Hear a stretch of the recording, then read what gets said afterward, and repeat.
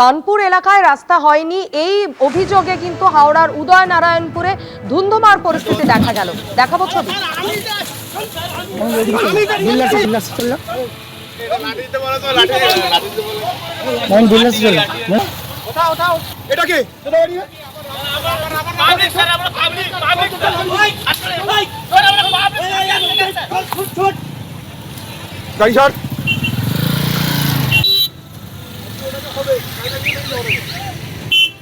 হবে এই চল চল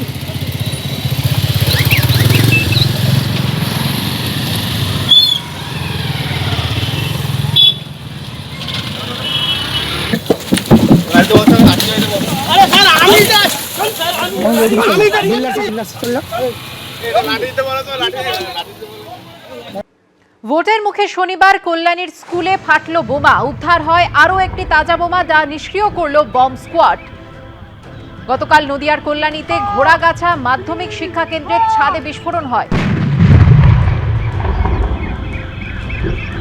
পরীক্ষা শেষে পড়ুয়ারা স্কুল থেকে যাওয়ার আধ ঘন্টার মধ্যে বিস্ফোরণ ঘটে। স্কুলে তখনও ছিলেন শিক্ষকরা। ছাদে বিস্ফোরণ ঘিরে তীব্র আতঙ্ক।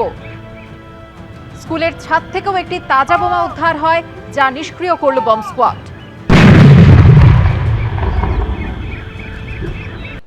ভোটের আগে হাতে গোনা আর মাত্র কয়েকটা দিন, তাই প্রচারের জন্য একটি দিন কেউ হাতছাড়া করছেন না বহরমপুরের কংগ্রেস প্রার্থী অধীর রঞ্জন চৌধুরীও।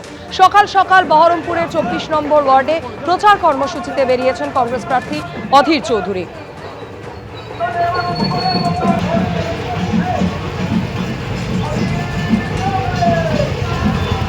বহরমপুর পুরসভার 24 নম্বর ওয়ার্ডের বিদ্যাসাগর মূর্তি থেকে পায়ে প্রচার শুরু করেন তিনি। শহীদ সূর্য সেন রোড হয়ে বাবুপাড়া সহ বিভিন্ন এলাকায় বাড়ি বাড়ি প্রচার সারেন বহরমপুরের প্রাক্তন কংগ্রেস সাংসদ।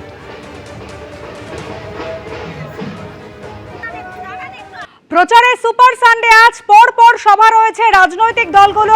একদিকে উত্তরবঙ্গে যখন প্রচারে নামছেন প্রধানমন্ত্রী নরেন্দ্র মোদী, অন্যদিকে মমতা বন্দ্যোপাধ্যায়েরও একাধিক সভা রয়েছে। শিলিগুড়িতে আজ সভা রয়েছে প্রধানমন্ত্রী নরেন্দ্র মোদীর।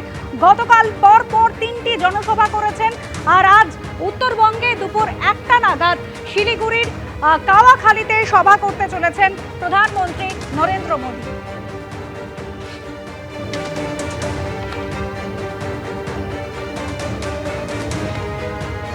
উত্তরবঙ্গে প্রচারে প্রধানমন্ত্রী নরেন্দ্র মোদী, শিলিগুড়িতে ভোট প্রচারে আজ প্রধানমন্ত্রী। দুপুর 1টায় রয়েছে জনসভা। এবিপি আনন্দ, এগিয়ে থাকে, এগিয়ে রাখে।